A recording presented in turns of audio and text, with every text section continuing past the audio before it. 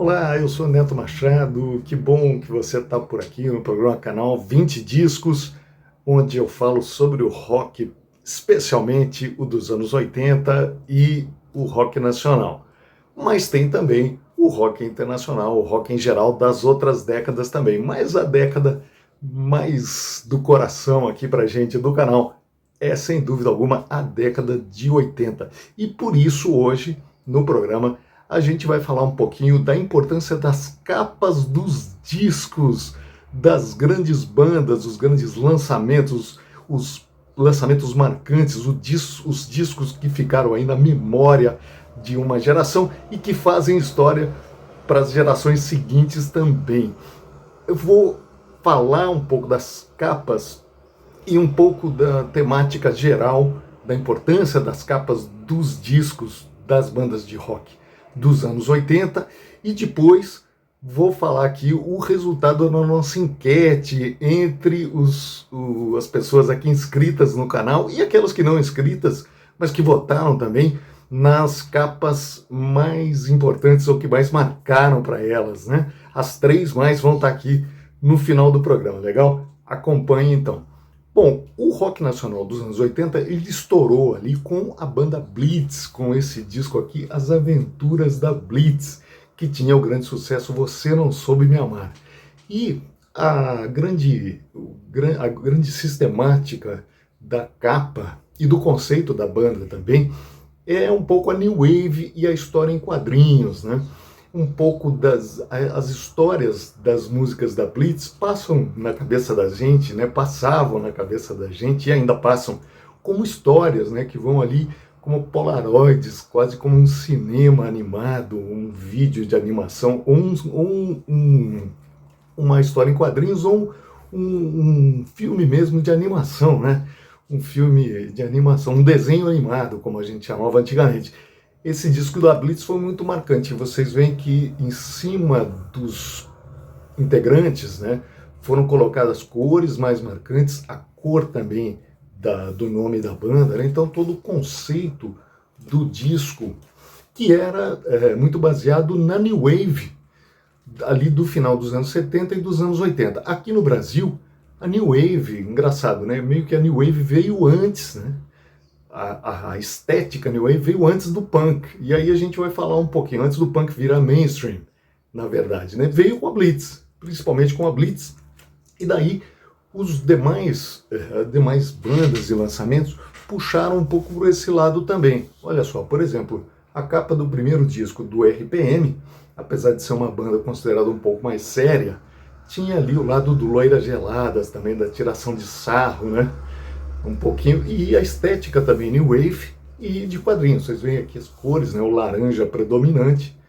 Aqui um disco marcante que tinha o Revoluções por Minuto, Rádio Pirata, né?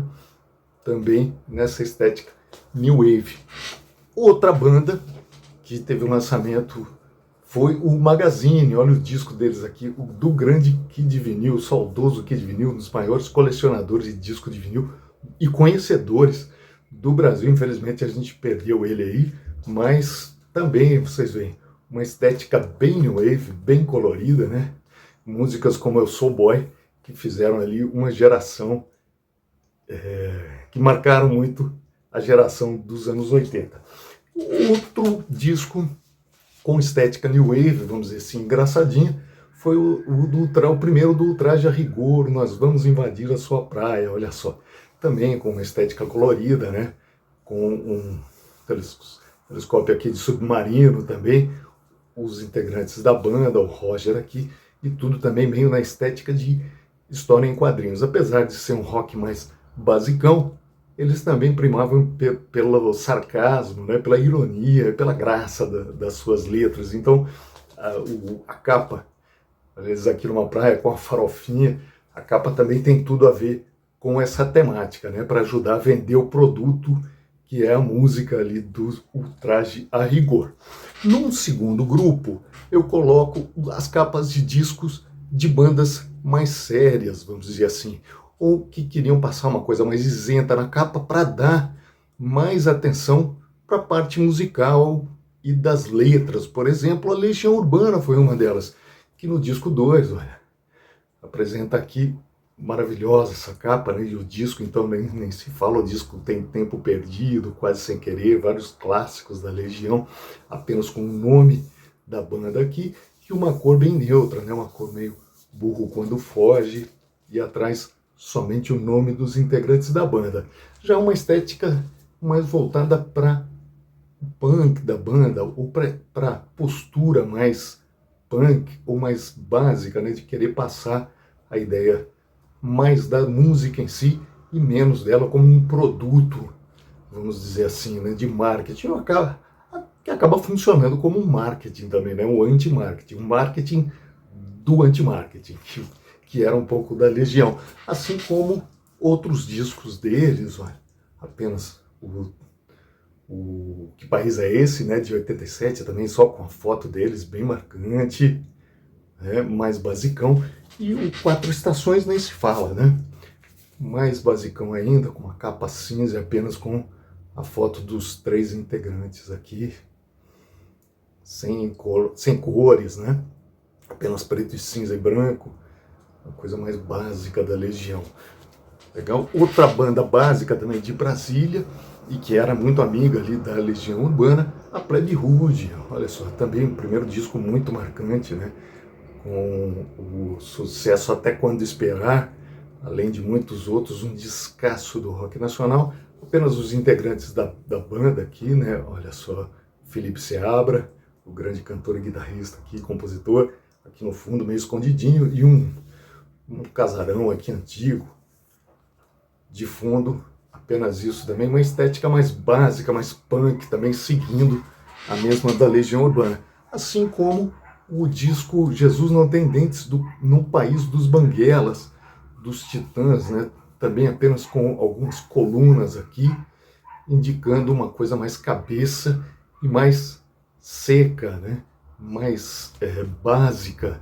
O que os Titãs foram um caso à parte que a gente vai falar daqui a pouco, porque tem um outro disco deles que também foi muito marcante. Mas eles começaram com uma estética new wave nas suas capas, no primeiro e principalmente depois no segundo, televisão, né? O primeiro foi o da Sonífera Ilha, acho que dá até para a gente passar aqui a capa do Sonífera Ilha, que foi o primeiro álbum, né? Esse aqui já é o álbum de comida, já é ali de 87, onde eles tinham virado a chavinha, daqui a pouco eu vou falar para vocês. Também uma capa que eu considero mais basicona. Depois, viriam, também dentro desse conceito mais básico, mas indo para um lado mais rock and roll, mais bagaceiro, veio o Barão Vermelho com o Cazuza. E eu considero essa capa aqui muito marcante e muito simbólica desse recado que eles queriam passar, né? Esse aqui é o terceiro álbum do Barão Vermelho, o último com o Cazuza, e o disco tem Maior Abandonado, né? O Cazuza pôs aqui, olha, com uma garrafa de uísque, eles estão ali meio que numa rua meio suspeita ali do centro do Rio de Janeiro à noite, com um hotelzinho também de baixa categoria, a silhueta aqui de um travesti aqui ao fundo, e na contracapa, aí eles estão levando uma batida policial. Mas isso aqui foi tudo encenação, viu, pessoal? A polícia aqui, apesar de ser verdade, eles não quiseram ser identificados. Podem ver, ele está de costa aqui, o policial, para não ter nenhum problema ali na corporação. Então, essa capa também, para mim, está dentro das melhores, mais emblemáticas do nosso rock nacional dos anos 80. Um terceiro grupo viriam as capas alternativas, tá, pessoal? E que eu coloco principalmente os Paralamas do Sucesso, com o disco aqui, O Passo do Lui, por exemplo, é um descasso do pop rock nacional, onde tem Óculos, Ska, Meu Erro, entre outros grandes sucessos, e que eles colocaram aqui, olha, um amigo deles, que se chamava Lui, inclusive, e que era um grande sucesso nos bailinhos que eles tocavam, pela sua dança, né? Dançava-se a música o reggae, o ska, e ele ficou dançando ali no salão, enquanto o fotógrafo batia algumas fotos, e eles escolheram essa aqui e chamaram o álbum de O Passo do Lui. Muito legal, muito marcante. Depois na contracapa tem os três aqui, né? O Herbert Viana, o Bi Ribeiro e o baterista João Baroni. Um álbum também sensacional e que eu coloco entre as melhores capas também do rock nacional dos anos 80. Entre essas capas alternativas, eu coloco também o Camisa de Vênus, olha. Essa capa aqui do disco, o disco se chama, vamos lá, é o Batalhões de Estranhos. É uma capa, a qualidade dela não é das melhores, né? Até para aparecer aqui na internet, mas são crianças em poses aqui diferentes, com brinquedos, né? E também de forma estranha, né? Para simbolizar o disco que tinha sucessos como Eu Não Matei Joana d'Arc, né? Do Camisa de Vênus, do Marcelo Nova.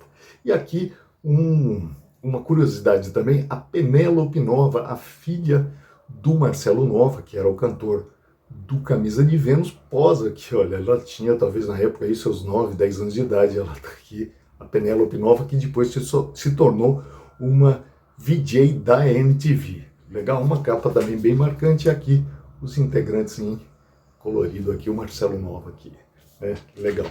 Nessas capas alternativas, eu também coloco uma dupla, né, que foi mais por pop ali, o som deles também era diferente, os Mulheres Negras, do grande Abu Janra e do grande Maurício Pereira. Olha só, essa capa e esse disco, para mim, são sensacionais. Eles posam aqui apenas com o saxofone, o Maurício, né, o Abu Janra com a sua guitarra e um cabo aqui, ó, de eletricidade, um extensor de eletricidade, e que o som deles também era básico, né?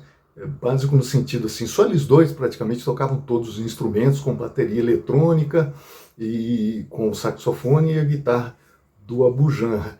E aqui um grande sucesso foi Xarope, a Levada, em que eles tiravam um sarro grande das bandas do rock, né, em geral, nacional, que faziam sucesso na época, né? E a letra falava, nosso objetivo é fazer música pop para quem sabe algum dia ficar rico e xarope. E aqui, olha, o nome do disco também muito insinuante, Música e Ciência. Eles fizeram apenas 2 discos, os 2 são fundamentais e esse aqui eu destaco a capa para vocês, legal? E agora a gente vai para os 3 discos que eu considero como as 3 melhores capas do rock nacional dos anos 80, e a posição deles foi feita por você, meu amigo e minha amiga que votaram aqui no canal, legal? O terceiro lugar para mim foi o Vivendo e Não Aprendendo do Ira. Os 3, por sinal, os 3 discos são de 86, esse Vivendo e Não Aprendendo são os 3 integrantes que estão caracterizados, né, em pinturas, olha, de diferentes autores. Então você tem o Edgar Escandurra, na guitarra, uma pintura, depois o André Young, que era o baterista da época, aqui em preto e branco, o Nazi, o cantor, e o Rodrigo Gaspa no contrabaixo. E a capa também expressava muito bem o álbum, né? Que tinha aqui Flores em Você, entre outros sucessos, tinha Pobre Paulista, e tinha a grande Envelheço na Cidade, que é um hino do rock nacional até hoje. Para mim, essa é a terceira capa, e para você que votou também, ela ficou ali atrás com cerca de 10%, legal? Ficou em terceiro lugar entre as 3 que a gente colocou. Em segundo lugar, vem essa capa, que eu considero maravilhosa, de um outro disco dos Paralamas do Sucesso, o Selvagem. É uma capa que tem uma história muito engraçada, né? Esse aqui muita gente pensava que era um dos integrantes, o Bi Ribeiro, que é o contrabaixista do Paralamas do Sucesso. Mas na verdade é um outro amigo deles aqui, e eu conto essa história num episódio específico, que eu vou deixar aqui no final para você acessar e conhecer, para quem quiser conhecer melhor a história.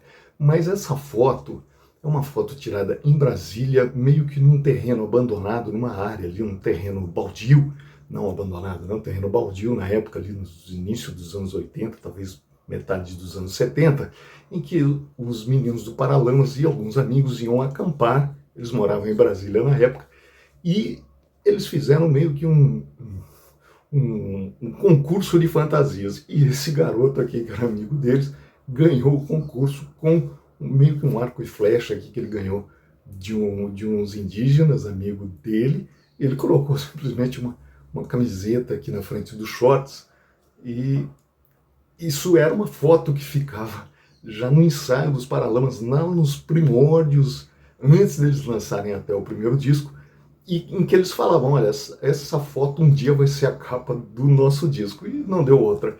O disco tem Alagados, entre outros grandes sucessos dele. E, para terminar, esse disco aqui recebeu cerca de 30% dos votos, legal? 30% dos votos dos nossos seguidores na internet.